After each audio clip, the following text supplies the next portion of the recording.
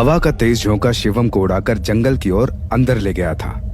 अब शिवम को ढूंढना ऐसा था जैसे रेत में सुई को ढूंढना। वो कहीं भी हो सकता था। अंजलि तेज कदमों से जंगल के अंदर जा रही थी, लेकिन अभी तक शिवम का कहीं कोई निशान नहीं था। शिवम भाई, कहाँ हैं आप? उधर टेंट के पास देव और निखिल अभी भी बेहोश पड़े हुए थे। नैना वहीं पर बैठी हुई थी और वृंदा वो नैना के ठीक सामने खड़ी थी। जैसा तुमने कहा मैंने वैसा ही किया। अब जाओ और मार दो शिवम को। अब इंतजार किस बात का है? मरने के लिए शिवम का सामना होना भी तो जरूरी है। मुझे नहीं पता कि इस वक्त वो जंगल में कहाँ है। ये सुनकर नैना हैरानी से वृंदा को देखती रही, फिर कुछ सोचते हुए धीरे से बोली, तो क्या इस जंगल में सच में बुरी आत्माएं रहती हैं?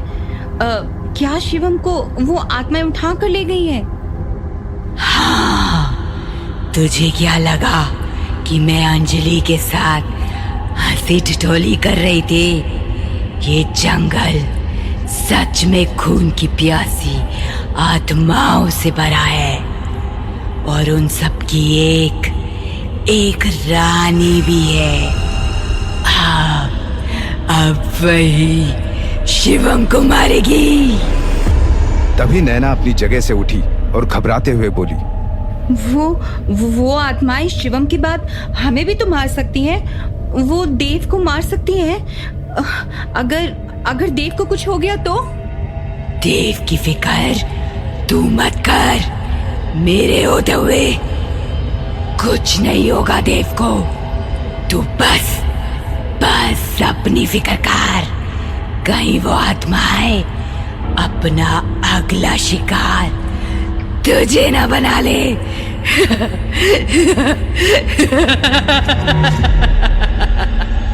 वृंदा ने कहा और जोर जोर से हंसने लगी। ये पहली बार था जब वृंदा की हंसी नैना को तीर के जैसे छुई। वृंदा ने अभी कहा कि मेरे होते हुए कुछ नहीं होगा देव को। यह सुनकर नैना को कुछ अजीब सा लगा, लेकिन वो समझ नहीं पाई कि वृंदा ने ऐसा क्यों कहा। लेकिन एक बात नैना अच्छी तरह से समझ चुकी थी कि वृंदा सिर्फ उसका इस्तेमाल कर रही है। अपने फायदे के लिए वो उसे भी मार सकती है। दूसरी तरफ जंगल के अंदर के हिस्से में अंजलि पागलों की तरह शिवम को ढूंढ रही थी। कुछ देर बाद अंजलि थक कर एक पेड़ के पास बैठ गई और परेशान होते हुए उसने मन ही मन कहा, इतने घने जंगल में मैं शिवम भाई को कहाँ ढूंढूं? अंधेरा भी इतनी तेज से बढ़ रहा है। मुझे कुछ समझ नहीं आ रहा। प्लीज कोई रास्ता दिखाओ भगवान। अगर शिवम भाई को कुछ हो गया तो देव बर्दाश्त नहीं कर पाएगा। वो शिवम भाई से बहुत प्यार करता है। वो पता नहीं क्या कर बैठेगा। अचानक ही अंजलि के कानों में एक भारी सी आवाज पड़ी।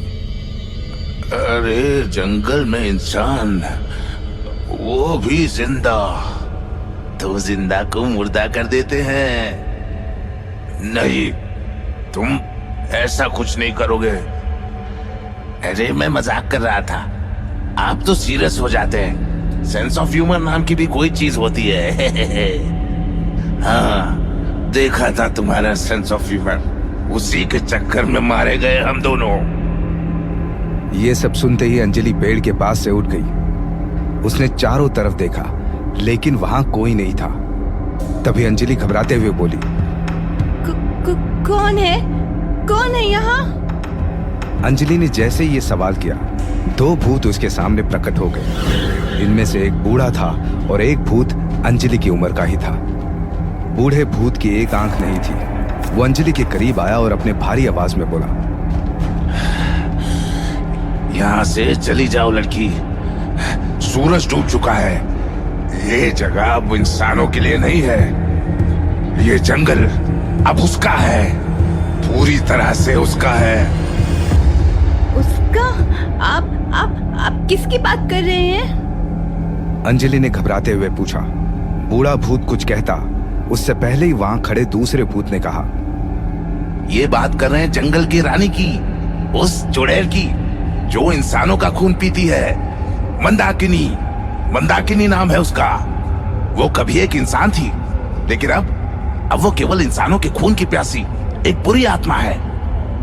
उसी की वजह से हम जैसे शरीफ भूत भी बदनाम हैं। इससे पहले कि तुम्हारी इंसानी खुशबू उस तक पहुंचे, चली जाओ यहां से, चली जाओ, वरना कल सवेरे किसी को तुम्हारी लाश तक नहीं मिलेगी। जाओ बेटा, चली जाओ। ये सब सुनकर अंजलि की हार्ट बीट बढ़ गई। उसने बूढ़े भूत से हिम्मत करके पूछा, क्या आपने मेरे अलावा यहाँ किसी और इंसान को देखा है? वो मेरे भाई हैं। मैं उन्हीं को ढूंढते हुए यहाँ तक आई हूँ। हवा का एक तेज झोंका उन्हें उड़ाकर इस तरफ कहीं ले आया था। क्या? हवा का एक तेज झोंका? बूढ़े भूत ने हैरानी से कहा और अपने साथी भूत की तरफ देखा। दूसरा भूत फौरन ही सारा माजरा समझ गया। उसने अंजलि की तरफ देखा और बोला, वो हवा का एक तेज झोंका नहीं था, वो एक माया थी। माया, मंदाकिनी की माया। वो इसी तरह अपने शिकार को पकड़ती है। तुम्हारा भाई इस वक्त कहीं और नहीं, मंदाकिनी की कैद में है। उसे तो अब कोई नहीं बचा सकता, लेकिन तुम खुद बचा सकती हो। अंजलि कुछ कहती उससे पहले ही किसी औरत की हंसी उसके कानों में पड़ी। उस हंसी को सुनते ही वहां मौजूद दोनों भूत गायब हो गए। उनके गायब होते ही अंजलि समझ गई कि ये हंसी किसी और की नहीं, मंदाकिनी की है। एक के बाद दूसरा शिकार।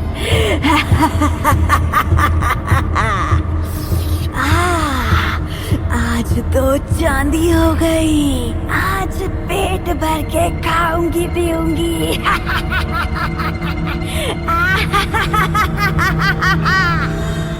मंदाकिनी के कहे शब्द सुनते ही अंजलि ने हिम्मत करते हुए कहा, ये तुम ही हो ना मंदाकिनी? देखो, तुम चाहे तो मुझे अपने साथ ले जाओ, लेकिन शिवम भाई को छोड़ दो, उन्हें जाने दो। जाने दो? हाँ? अपने शिकार को जाने दो? मुझे पागल समझा है क्या? मैं इंसान नहीं हूँ जिसे तू मोल भाव कर रही है। मंदाकिनी हूँ मैं, मंदाकिनी। हाँ? इस जंगल की रानी हूँ मैं। सूरज डूबने के बाद यहाँ वही होता है जो मैं चाहती हूँ, और मैं यहाँ चाहती हूँ कि उस लड़के का खून पीने के बाद मैं तेरा लहू पीऊं। तो बोल लड़के, क्या अपनी मौत देखने के लिए तू तैयार है? अंजलि कुछ कहती कि तभी हवा का एक झोंका आया और अंजलि को उड़ाकर अपने साथ ले गया। अंजलि बेहोश हो गई थी। कुछ देर बाद जब उसे होश आया तो उसने देखा कि वो एक पेड़ से बंधी हुई है। अगले ही पल अंजलि की नजर अपनी बाईं तरफ गई। उसने जो देखा वो देखकर उसकी आंखें फटी की फटी रह गई। शिवम भी एक पेड़ से बंधा हुआ था और मंदाकिनी वो शिवम के गर्दन पर अपने नोकीले दांत गड़ाकर उसका खून पी रही थी।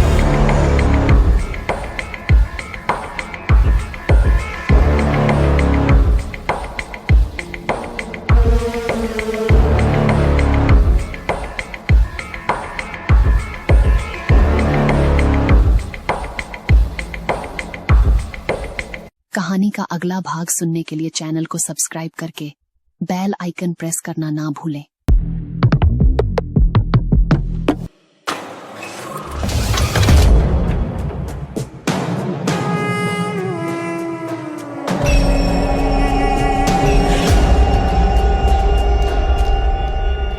मंदाकिनी शिवम के गर्दन पर अपने नोकीले दांत गड़ाकर उसका खून पी रही थी।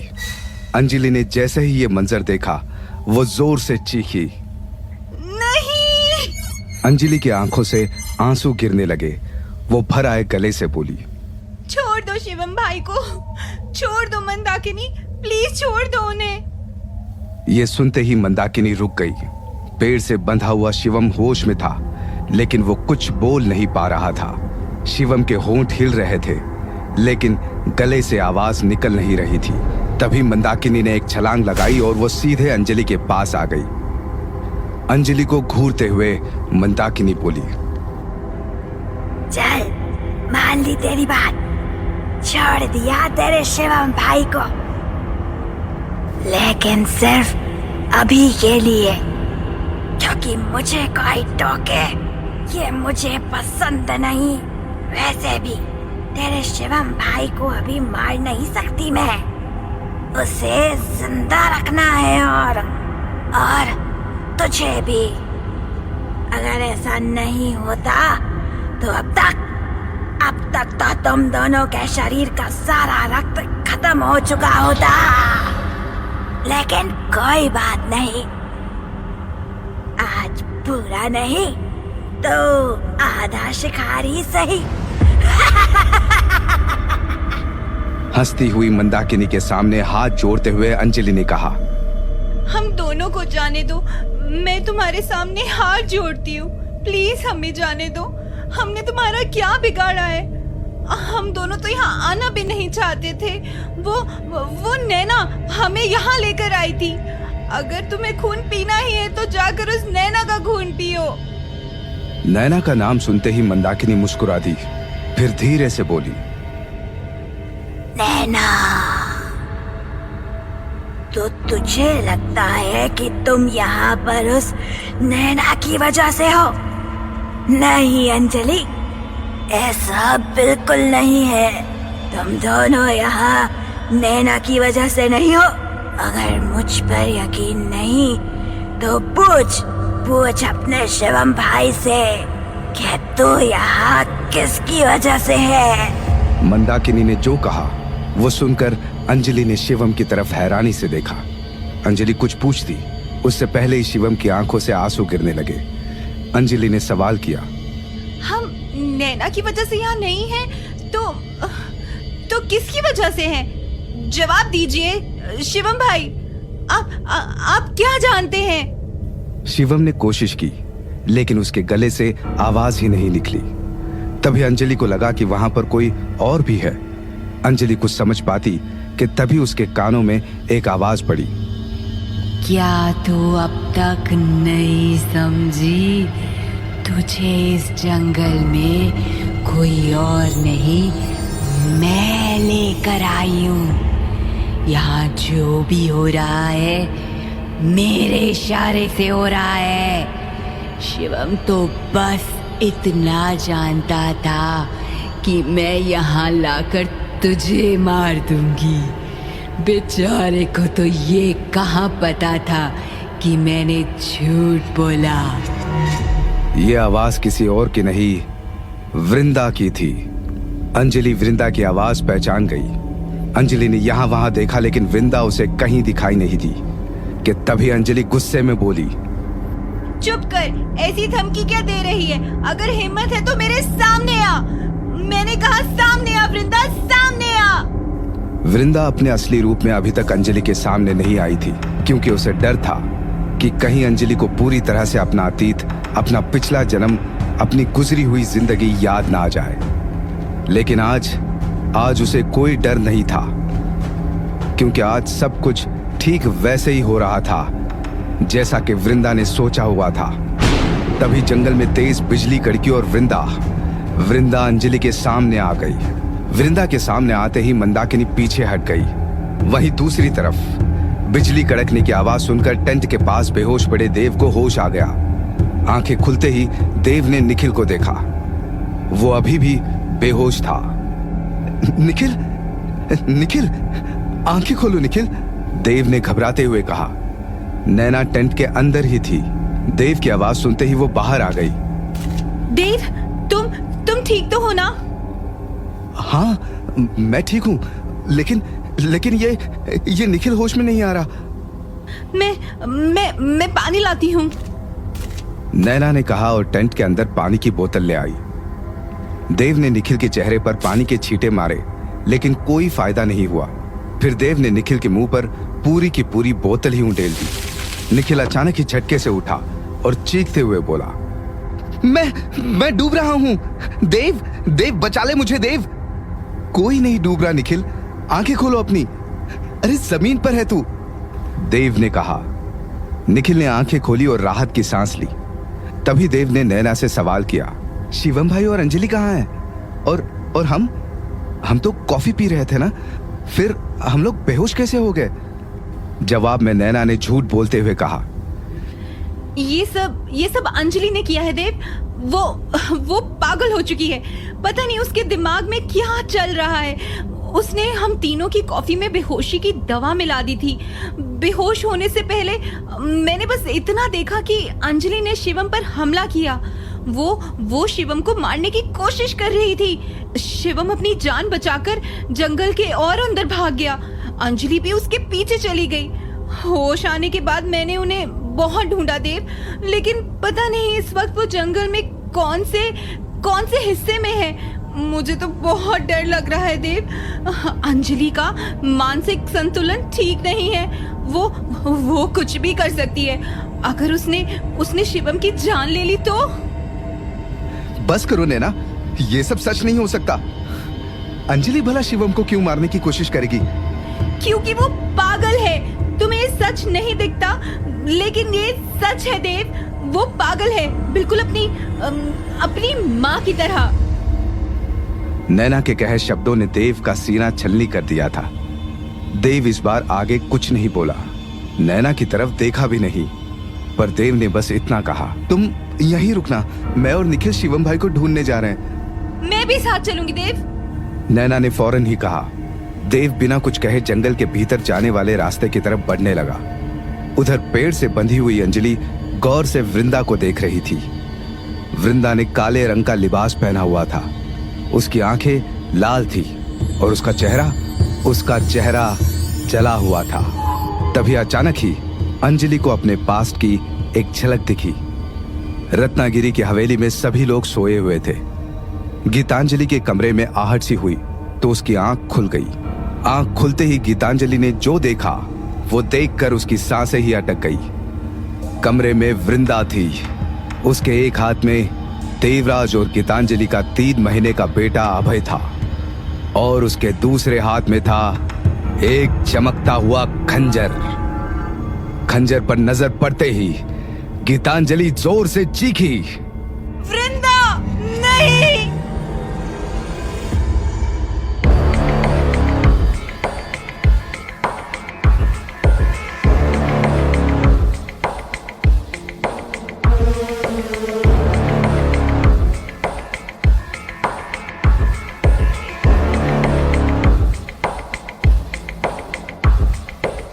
कहानी का अगला भाग सुनने के लिए चैनल को सब्सक्राइब करके बेल आइकन प्रेस करना ना भूलें।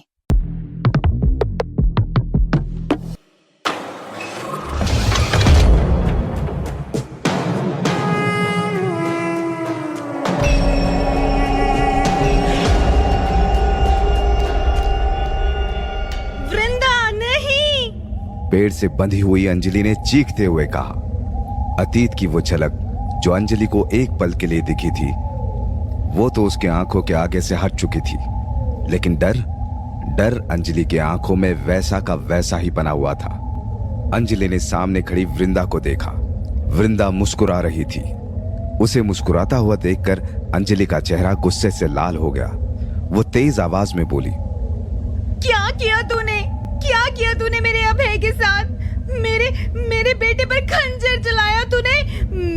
मैं तुझे जिंदा नहीं छोड़ूंगी तुझे मैं जिंदा। ये सुनकर वृंदा 2 कदम आगे आई और धीरे से बोली, अच्छा, तो मेरा चेहरा देखते ही सबसे पहले तुझे अपना बेटा याद आया और साथ में मेरा खंजर भी।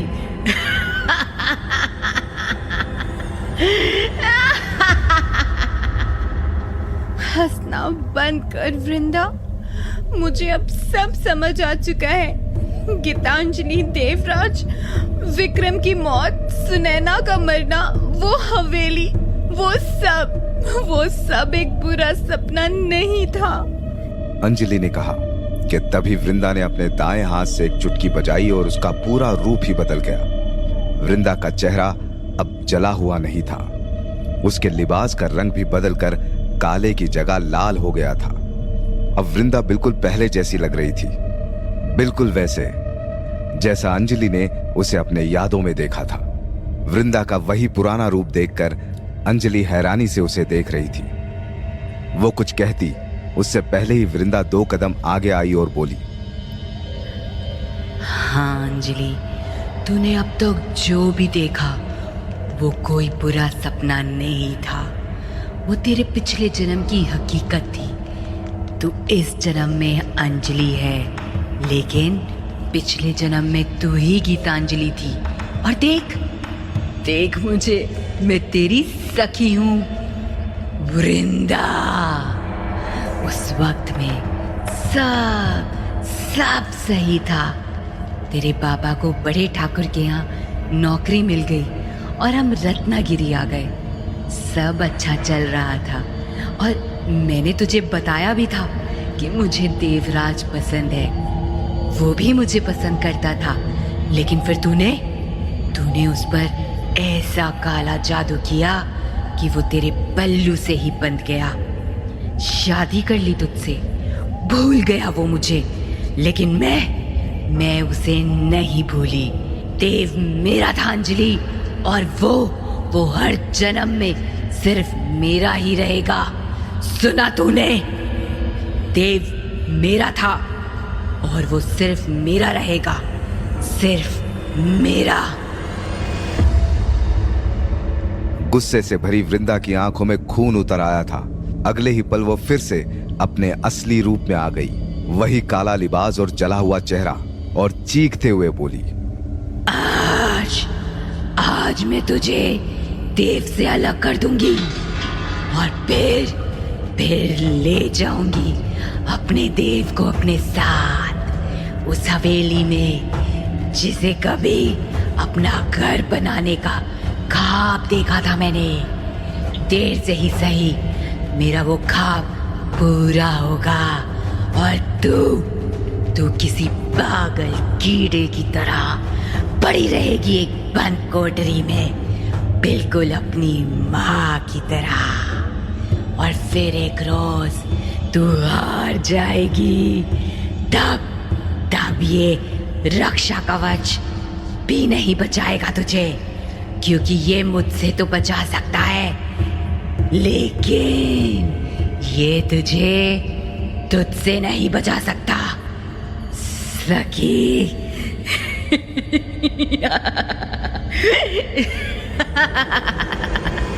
दूसरी तरफ शिवम और अंजलि को ढूंढते हुए देव, निखिल और नैना जंगल में काफी अंदर तक आ चुके थे, लेकिन अपनी मंजिल से अभी वो दूर थे। शिवम भाई कहाँ हैं आप? शिवम भाई, देव ने तेज आवाज में कहा। तभी नैना ने भी शिवम को पुकारा, लेकिन जवाब में शिवम की आवाज किसी को नहीं आई। थोड़ा और आगे चलने के बाद एक जगह रुककर देव ने अंजलि को आवाज दी, अंजलि कहाँ हो तुम? अंजलि। जवाब में अंजलि की आवाज भी जंगल के किसी कोने से नहीं आई। देव निराश होकर एक पेड़ से टेक लगाकर बैठ गया। उसकी आंखों में नमी उतर आई थी। अचानक ही उसकी नजर पेड़ के पास पड़े एक नीले स्कार्फ पर पड़ी। देव ने फौरन ही वो नीला स्कार्फ उठाया और निखिल को देखते हुए बोला, निखिल, ये तो अंजलि का स्कार्फ है, मतलब वो यही थी। अरे हाँ, क्या पता वो आसपास ही हो, चलो ढूंढते हैं, निखिल ने कहा। तभी कुछ सोचते हुए देव बोला, लेकिन यहां से आगे जाने का तो कोई एक रास्ता है ही नहीं, यहां से तो कोई किसी भी तरफ से जा सकता है। अंजलि किस तरफ गई है ये हमें कैसे पता चलेगा? ये मैं तुम्हें बताऊंगा। देव के कानों में जैसे ही आवाज पड़ी, उसने हैरानी से यहां वहां देखा। तभी एक बूढ़ा भूत देव के सामने प्रकट हो गया। इस बूढ़े भूत की दोनों आंखें ठीक थी। ये वो नहीं था जो कुछ देर पहले अपने एक साथी भूत के साथ अंजलि से मिला था, ये कोई और भूत था। इस बूढ़े भूत ने देव के करीब आकर उससे झूठ कहा, अरे ये नीला स्कार्फ उस पागल लड़की के गले में था और वो बेचारे लड़के को मारने की कोशिश कर रही थी। वो लड़का अपनी जान बचाकर उत्तर दिशा के तरफ भागा। अगर उसे बचाना चाहते हो तो तुम भी भागो, कहीं बहुत देर ना हो जाए। ये सब सुनते ही देव बिना कुछ सोचे समझे उत्तर दिशा की तरफ दौड़ पड़ा। उसके पीछे निखिल और नैना भी भागे। इधर पेड़ से बंधा हुआ शिवम दर्द से करहा रहा था। उसकी गर्दन से काफी खून बह चुका था। शिवम को तड़पता हुआ देखकर वृंदा ने मंदाकिनी से कहा, जिस काम के लिए तुझे चुना था उसे अंजाम देने का वक्त आ गया है मंदाकिनी। वृंदा से कुछ दूरी पर खड़ी मंदाकिनी अंजलि के पास आई और मुस्कुराते हुए बोली, तू घबरा मत, तेरा खून नहीं पीऊंगी।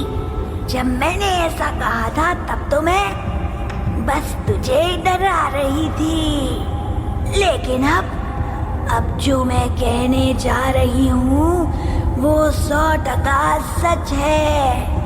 तू जानती है शिवम को मारने के लिए वृंदा ने मुझे क्यों चुना? क्योंकि मैं माया जानती हूँ, वो माया जिसकी वजह से तुझे हमेशा ये लगता रहेगा कि तू पागल है, और अपने इसी पागलपन में तू आज शिवम की जान लेगी। और इसके लिए देव तुझे कभी माफ नहीं करेगा, वो छोड़ देगा तुझे, हमेशा हमेशा के लिए छोड़ देगा। ये सुनकर अंजलि भर आए गले से बोली, नहीं, मैं पागल नहीं हूँ। तुम ऐसा नहीं कर सकती वृंदा। वृंदा, इसे रोको, ऐसा मत करने दो इसे वृंदा। वृंदा, रोको इसे। अंजलि को यूं बेबस देखकर वृंदा जोर जोर से हंसने लगी और मंदाकिनी, उसने अंजलि के माथे पर अपना हाथ रखा और एक मंत्र पढ़ा। मंत्र पूरा होते ही मंदाकिनी की माया भी पूरी हो गई। फिर मंदाकिनी ने अंजलि और शिवम दोनों को आजाद कर दिया। शिवम ने फौरन ही वहां से भागने की कोशिश की, लेकिन 2 कदम आगे रखते ही वो जमीन पर गिर पड़ा। अगले ही पल मंदाकिनी ने एक तलवार अंजलि के हाथों में दे दी और वो वृंदा के साथ वहां से गायब हो गई। अंजलि को अब जरा भी होश नहीं था। वो शिवम के पास आई। शिवम हाथ जोड़कर अंजलि को होश में आने के लिए कह रहा था, लेकिन अंजलि को शिवम की जगह जमीन पर वृंदा पड़ी हुई दिखाई दे रही थी कि तभी देव भी भागते हुए उसकी तरफ आ गया। उसने दूर से ही अंजलि को देख लिया। अंजलि के हाथ में तलवार देखते ही देव जोर से चीखा, अंजलि नहीं। अंजलि ने देव की आवाज नहीं सुनी, उसने बस इतना सुना, मार दे मुझे, नहीं तो मैं देव को मार दूंगी। देव को मारेगी? तू मेरे देव को मारेगी? अंजलि ने गुस्से में कहा और तलवार हवा में उठा ली और फिर एक ही वार में शिवम का धड़ सर से अलग कर दिया।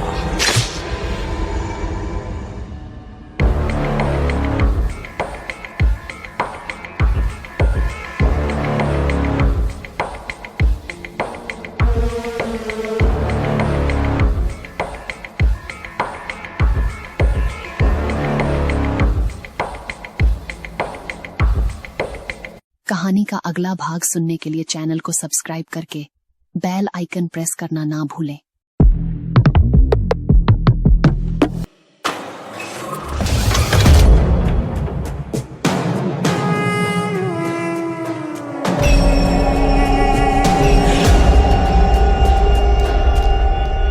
शिवम का कटा हुआ सर जमीन पर पड़ा था। अपने भाई का कटा हुआ सर देखकर देव तो जैसे पत्थर का हो गया था। वो शिवम की लाश से कुछ कदम की दूरी पर खड़ा हुआ था, लेकिन ना कुछ बोल रहा था और ना ही कुछ रिएक्ट कर रहा था। नैना भी देव के पास ही खड़ी हुई थी।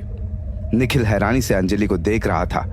वो भी एक टक शिवम के कटे हुए सर को घूर रही थी। अंजलि अपने पागलपन में किसी और पर हमला ना कर दे, ये सोचकर निखिल ने अंजलि के हाथ से तलवार छीन ली। लेकिन निखिल जैसे ही तलवार लेने अंजलि के करीब आया, अंजलि ने उसके तरफ गुस्से से देखा। निखिल वहीं घबराकर 4 कदम पीछे हट गया। कि तभी अंजलि चीखते हुए बोली, क्या चाहिए तुम्हें? जाओ यहाँ से, मैंने कहा जाओ यहाँ से। अंजलि ये मैं हूं, निखिल, तुम्हारा दोस्त। मैं तो बस ये तलवार। निखिल ने घबराते हुए कहा। अंजलि ने खून में सनी तलवार को देखकर फिर निखिल की तरफ देखते हुए तेज आवाज में कहा, इसी तलवार से मारा मैंने। कहते हुए अंजलि ने शिवम के कटे हुए सर को देखा। अंजलि को वो कटा हुआ सर अभी भी वृंदा का ही लग रहा था। अंजलि गुस्से में बोली, ये वृंदा ये देव को मारना चाहती थी, मैंने इसे ही मार दिया। मेरे होते हुए कोई देव को हाथ भी नहीं लगा सकता, और अगर कोई देव और मेरे बीच में आया तो उसका भी यही हशर होगा। किसी को नहीं छोड़ूंगी मैं, किसी को नहीं छोड़ूंगी। ये सब सुनते ही नैना चिढ़ गई, लेकिन उसने कुछ नहीं कहा। नैना का ध्यान इस वक्त देव पर ज्यादा था। देव अभी भी बेसुध खड़ा हुआ था। देव कुछ तो बोलो, ऐसे चुप मत रहो। देखो जो होना था वो हो चुका। अंजलि ने मार दिया शिवम को, देखा ना तुमने, उसने कितनी बेरहमी से। नैना के जबान से अंजलि का नाम सुनते ही सदमे में खड़ा हुआ देव बहुत धीरे से बोला, अंजलि। हाँ, अंजलि ने शिवम भाई की जान ली, मार दिया शिवम भाई को, मेरे भाई को मार दिया उसने। इतना कहकर देव चुप हो गया। पूरे जंगल में सन्नाटा पसरा हुआ था, लेकिन कहीं कोई आवाज नहीं थी। अचानक ही हवा का एक हल्का सा झोंका आया और उसी हवा से एक आवाज निकली जिसने देव से कहा, होश में आओ देव, अब होश में आ जाओ। सच से मुंह मत फेरो, क्योंकि ये सच अब कभी नहीं बदलेगा कि अंजलि पागल है और उसने तुम्हारे शिवम भाई की जान ली है। अंजलि एक खतरा है देव, एक बहुत बड़ा खतरा। ये सुनते ही देव को झटका सा लगा। उसने फौरन ही अपने पीछे देखा, लेकिन वहां कोई नहीं था। क्या हुआ देव? नैना ने पूछा, लेकिन देव ने कोई जवाब नहीं दिया। उसे अब होश आ चुका था। देव ने शिवम का कटा हुआ सर जमीन से उठाया और शिवम की गर्दन से लगाकर रख दिया। इसके बाद देव अंजलि के पास आया। उसने अंजलि के हाथ से तलवार लेकर एक तरफ फेंक दी। देव को सामने देखकर अंजलि मुस्कुराई और बोली, अच्छा हुआ तुम आ गए देव, मुझे कुछ बताना है तुम्हें। अब कोई खतरा नहीं है। मैंने मुसीबत को जड़ से ही खत्म कर दिया। मैंने मार दिया उसे। ये सुनते ही देव ने अंजलि की गर्दन पकड़ ली और उसे गुस्से में बोला, क्यों अंजलि, क्यों मारा तुमने शिवम भाई को? उन्होंने आखिर क्या बिगाड़ा था तुम्हारा, जो इतनी बेरहमी से तुमने? शुक्र मानो कि मैं तुम्हारी तरह पागल नहीं हूं, नहीं तो इस वक्त मैं तुम्हारी जान ले लेता। लेकिन तुमने जो किया है उसकी सजा मिलेगी तुम्हें, सजा जरूर मिलेगी। देव ने अंजलि की गर्दन छोड़ दी और शिवम की लाश के पास आकर बैठ गया। देव ने गुस्से में अभी जो भी कहा था वो सुनकर अंजलि धीरे से बोली, लेकिन मैंने शिवम भाई को नहीं, मैंने तो वृंदा को। अंजलि अपनी बात पूरी करती कि तभी एक हाथ उसके कंधे पर आया। अंजलि ने मुड़कर देखा तो उसके पैरों तले से जमीन निकल गई। अंजलि के ठीक सामने वृंदा खड़ी थी। मैंने कहा था ना, आज तुझे देव से अलग कर दूंगी। और देव अलग हो चुका है तुझसे। उसके दिल में अब तेरे लिए प्यार नहीं, नफरत है, सिर्फ नफरत।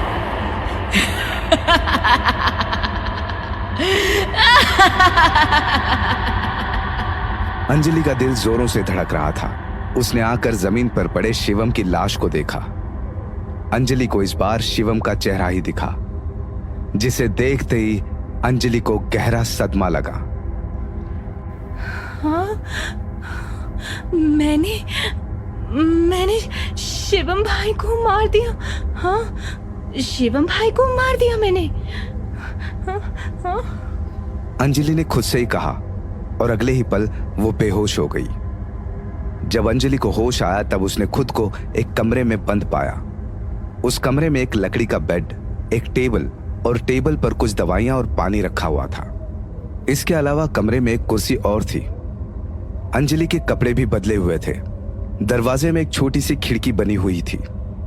अंजलि ने झांक कर बाहर देखा तो उसकी आंखों से आंसू गिरने लगे। अंजलि जोर से चीखते हुए बोली, बाहर निकालो मुझे, बाहर निकालो, मैं पागल नहीं हूँ, पागल नहीं हूँ मैं, मुझे बाहर निकालो। अंजलि की आवाज पर किसी ने ध्यान नहीं दिया सिवाय नर्स छाया के। छाया ने अंजलि को शांत रहने का इशारा किया और कमरे के अंदर आ गई। नर्स छाया ने अंजलि को गौर से देखा और कड़क लहजे में बोली, चलो बेड पर बैठो और जरा भी आवाज नहीं करना। ये मेंटल असाइलम है, तुम्हारा घर नहीं, समझी? यहाँ जो पेशेंट ज्यादा शोर मचाते हैं ना, उन्हें बिजली के झटके खाने पड़ते हैं। बिजली के झटके खाने हैं तुम्हें? अंजलि ने फौरन ही ना में गर्दन हिला दी और बेड पर बैठ गई। तभी छाया ने टेबल पर रखी हुई दवाइयां अंजलि को देते हुए कहा, ये दवा लो और सो जाओ चुपचाप। कुछ देर के बाद जब ब्रेकफास्ट होगा तब मैं आकर जगा दूंगी, ठीक है? दवा? क्यों? मैं पागल नहीं हूँ, मैंने गलती से मारा था शिवम भाई को, या शायद जानबूझकर ही मारा हो। पता नहीं, मुझे कुछ आवाजें सुनाई देती हैं, माँ की आवाज भी, लेकिन वो तो मर चुकी हैं। क्या इस दवा से मैं ठीक हो जाऊंगी? हाँ, तुम बिल्कुल ठीक हो जाओगी। अंजलि की तरफ पानी का ग्लास बढ़ाते हुए नर्स छाया ने कहा। दवा लेकर अंजलि बेड पर लेट गई। छाया कमरे से जाने लगी। तभी अंजलि ने पूछा, देव कब आएगा मुझे यहाँ से ले जाने के लिए? छाया ने अंजलि की तरफ देखा और हंसने लगी, लेकिन ये हंसी ये छाया की हंसी नहीं थी, वृंदा की थी। देव, तो तुझे अभी भी देव का इंतजार है? तू तो सच में पागल हो चुकी है। नहीं आएगा देव, अब कभी नहीं आएगा। मैं जीत गई अंजलि और तू हार गई। देव अब नफरत करता है तुझसे, तो तेरी शक्ल भी नहीं देखना चाहता। अब तू अकेली है, एकदम अकेली। अब इसी अकेलेपन के साथ जी और एक रोज इसी अकेलेपन में मार लेना खुद को, बिल्कुल अपनी माँ की तरह। तू कुछ भी कर ले वृंदा, देव आएगा, देव जरूर आएगा और मैं मरूंगी नहीं। अंजलि ने पूरे यकीन से कहा। तभी वृंदा गुस्से में बोली, देव नहीं आएगा, वो इस वक्त रत्नागिरी में है। अब वो कभी आ नहीं आएगा, क्योंकि मैं उसे आने नहीं दूंगी। ले जाऊंगी उसे अपने साथ, अपनी दुनिया में, हमेशा हमेशा के लिए।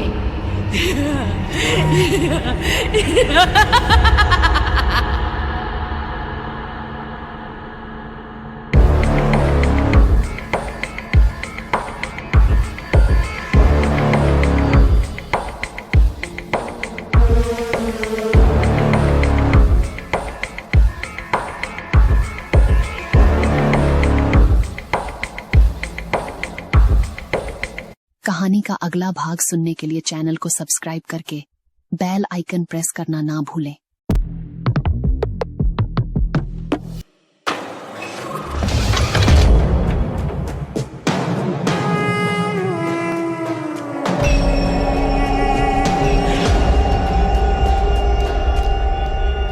शिवम को गए हुए लगभग 1 महीना हो चुका था। पिछले 1 महीने से देव रत्नागिरी में अपने बड़े पापा बलराज सिंह के घर में ही रह रहा है। शिवम की मौत कैसे हुई ये सच देव ने किसी को नहीं बताया। बलराज सिंह और रत्नागिरी के लोगों को यही पता था कि मनाली के उस भूतिया जंगल में रहने वाली बुरी आत्माओं ने शिवम की जान ली। जिसने भी ये सुना उसने फौरन ही यकीन कर लिया। अंजलि का नाम कहीं नहीं आया। देव नहीं चाहता था कि अंजलि जेल जाए, इसीलिए नैना की एक दोस्त छाया की मदद से देव ने अंजलि को दिल्ली के एक मेंटल असाइलम में एडमिट करा दिया था। पिछले 1 महीने से निखिल और नैना भी देव के साथ ही हैं और नैना ने देव के मन में इतनी नफरत भर दी है कि वो अब अंजलि की शक्ल तक नहीं देखना चाहता। नैना को लगता है कि अब फिर से वो और देव साथ हो जाएंगे, लेकिन उसे जरा भी अंदाजा नहीं है कि उसके और देव के बीच में वृंदा खड़ी है। देव और निखिल रोज की तरह शिवम के कमरे में सोए हुए थे। पूरे घर में खामोशी थी। देव जो अभी तक आराम से सो रहा था, रात के ठीक 3 बजे ही करवटें बदलने लगा। देव के माथे पर पसीना उभर आया। अचानक ही देव की आंखें खुल गई। वो घबराकर उठा और फौरन ही कमरे से बाहर आ गया। देव ने आसपास देखा, सब कुछ ठीक था। देव ने राहत की सांस ली और घर की छत पर आ गया। फिर से वही ख्वाब, हवेली में आग, लोगों की चीखें और वो लड़की। उसने मुझे देवराज क्यों कहा? छत पर खड़े हुए देव ने मन ही मन सोचा, फिर खुद से ही आगे बोला, मैं जब से रत्नागिरी आया हूं तब से रोज यही एक ख्वाब आ रहा है। हवेली का ख्वाब तो पहले भी आता था, लेकिन इस बार कुछ अलग है। वो लड़की जिसने सपने में मुझे आग से बचाया, आखिर कौन है वो लड़की और कहां है ये हवेली? वो लड़की, वो मैं हूं देव। तुम्हें मेरा नाम कैसे पता? क्या मैं तुम्हें जानता हूं? देव के इस सवाल पर वो लड़की मुस्कुरा दी और धीरे से बोली, हाँ देव, तुम मुझे जानते हो, बस तुम्हें याद नहीं है, लेकिन बहुत जल्द तुम्हें सब याद आ जाएगा। सब याद आ जाएगा? मतलब ये कि तुम्हारी जगह इस घर में नहीं है देव, तुम्हारी जगह तुम्हारी अपनी हवेली में है। अपनी हवेली को ढूंढो देव, वही मिलेगा तुम्हें सभी सवालों का जवाब। इसके अलावा एक बात का ख्याल और रखना, जो भी तुमसे उस हवेली को छीनना चाहता है ना, वही तुम्हारा असली दुश्मन है, वही तुम्हारे पिता सूरज सिंह का असली कातिल है। ये सुनते ही देव के हाथ पांव ठंडे पड़ गए। वो आगे कुछ कहता कि तभी वो लड़की देव के आंखों के सामने से गायब हो गई। अगले दिन देव ने घर के एक बुजुर्ग नौकर शंभू काका से, जो देव के लिए खाना लेकर आए थे, रत्नागिरी की हवेली के बारे में पूछा। काका, ये इस गांव में हमारी कोई हवेली है? हवेली का जिक्र सुनते ही शंभू काका ने हैरानी से देव की तरफ देखा और घबराते हुए बोले, छोटे सरकार, आप हवेली के बारे में कैसे? हमें कैसे पता वो छोड़िए काका, आप बस इतना बताइए कि हवेली है कहाँ? वो हवेली रत्नागिरी के पश्चिमी हिस्से में है, यहाँ से करीबन 20 किलोमीटर दूर। लेकिन वो हवेली पिछले 100 सालों से बंद है छोटे सरकार, आप भूलकर भी वहां मत जाना। उस हवेली पे एक शैतानी आत्मा का कब्जा है। जो भी उस हवेली के अंदर गया वो कभी जिंदा नहीं लौटा। देव आगे कुछ कहता कि तभी नैना कमरे में आ गई और देव से बोली, देव, तुम्हारे बड़े पापा तुम्हें बुला रहे हैं। ठीक है, मैं आता हूँ। उन्होंने तुम्हें फौरन बुलाया है। देव फौरन ही उठा और बलराज सिंह के कमरे में आ गया। बलराज सिंह अपने आराम कुर्सी पर बैठे हुए थे। उनके हाथ में शिवम की तस्वीर थी और सामने मेज पर कुछ कागज और एक पेन रखा हुआ था। हाँ देव, एक बहुत जरूरी काम से तुम्हें यहाँ बुलाया है। मनाली में शिवम ने तो तुम्हें बताया ही होगा कि मुझे कुछ पेपर्स पर तुम्हारे साइन चाहिए थे। जी बड़े पापा, शिवम भाई ने बताया था, देव ने धीरे से कहा। तभी बलराज सिंह ने मेज पर रखे कागज देव की तरफ बढ़ाते हुए कहा, यही वो पेपर्स है। इनमें लिखा है कि तुम अपनी मर्जी से हमारी खानदानी हवेली को मेरे नाम पर ट्रांसफर कर रहे हो। इन पेपर पर साइन कर दो, फिर तुम वापस दिल्ली जा सकते हो। मैं जानता हूँ इस गांव ने तुम्हारे पिता की जान ली थी और तुम्हारे लिए लौट कर आना आसान नहीं था, लेकिन अब तुम्हें यहाँ ज़्यादा नहीं रुकना पड़ेगा। तुम आज ही यहाँ से जा सकते हो। मैंने तुम्हारे जाने का सब इंतजाम कर दिया है। देव ने पेपर्स देखा, उनमें साफ लिखा था हवेली का असली मालिक देव है। तभी देव को उस लड़की के कहे शब्द याद आए जो रात के वक्त उसे छत पर मिली थी। जो भी तुमसे उस हवेली को छीनना चाहता है ना, वही तुम्हारा असली दुश्मन है। वही तुम्हारे पिता सूरज सिंह का असली कातिल है। देव ने बलराज सिंह की तरफ गुस्से से देखा और बोला, मेरे पिता की मौत का असली जिम्मेदार कौन है बड़े पापा? ये रत्नागिरी गांव या आप? मेरे पिता की जान किसने ली? इस गांव के लोगों ने या आपने? बलराज सिंह अपने आराम कुर्सी से उठे और देव की आंखों में देखते हुए बोले, वो हवेली हमारी है, लेकिन पिछले 100 सालों से उस पर ताला पड़ा हुआ है। सबको लगता है कि उस हवेली में कोई बुरी आत्मा रहती है, लेकिन मैं ऐसा नहीं मानता। उस हवेली में आत्मा नहीं, हमारे पुरखों का खजाना है। हवेली का मालिक ही उसका ताला खोल सकता है। मैंने सूरज सिंह को बहुत समझाया था, लेकिन वो हवेली को बंद ही रखना चाहता था। डरपोक था तेरा बाप, भूतों से डर लगता था उसे। इस दुनिया में जो डरता है वो मरता है। जिद्दी था मेरा भाई, लेकिन मुझसे ज्यादा नहीं। उस पर झूठे मर्डर का इल्जाम लगाया, गांव के लोगों को उसके खिलाफ भड़काया और चढ़ा दिया उसे फांसी पर। उसे फांसी देने वाला कोई और नहीं, मैं ही था। सुन लिया सच? हो गई तसल्ली? अब चुपचाप साइन कर दे देव, वरना तेरा भी वही होगा जो तेरे बाप के साथ हुआ था। बलराज सिंह ने जो कहा वो सुनने के बाद देव ने पेपर्स उठाए और फाड़ दिए। ये क्या किया तुमने? बलराज सिंह चीखते हुए बोला। और तभी देव ने धीरे से कहा, वो हवेली मेरी है और मेरी ही रहेगी। मैं भी यही हूं और आप भी। आपसे जो हो सकता है वो कर लीजिए और खैर मनाइए कि मैं आपको जिंदा छोड़ रहा हूं।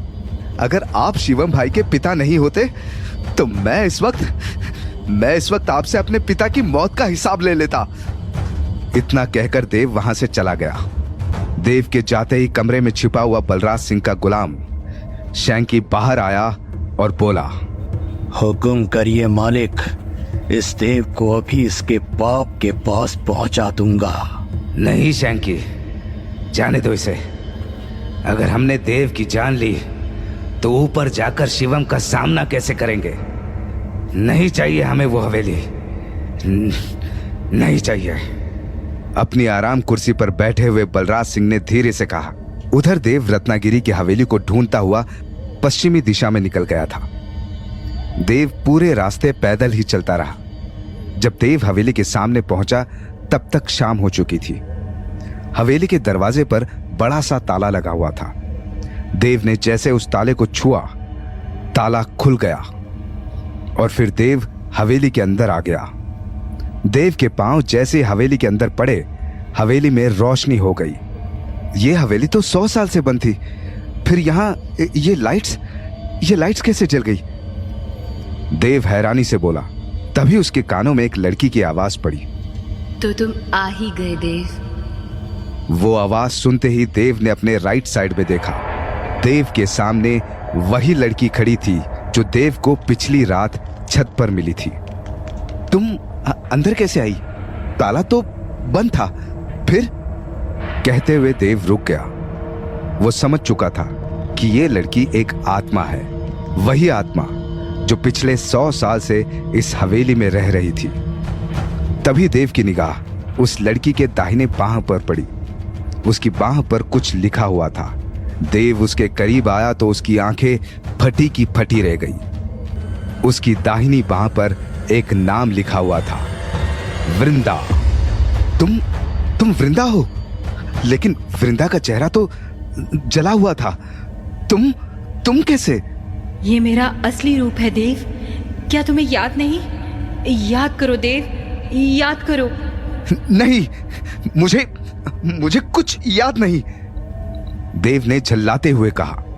यह सुनते ही वृंदा ने देव के माथे पर अपने दाहिने हाथ की पहली 2 उंगलियां रख दी और अगले ही पल वो बेहोश होकर जमीन पर गिर पड़ा। तभी वृंदा मुस्कुराई और बोली, तुम्हें यहाँ रहकर कुछ याद नहीं आएगा देव।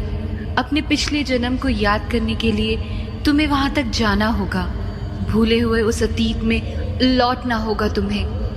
देव से फिर देवराज बनना होगा, वही देवराज जिसका मुझे इंतजार है।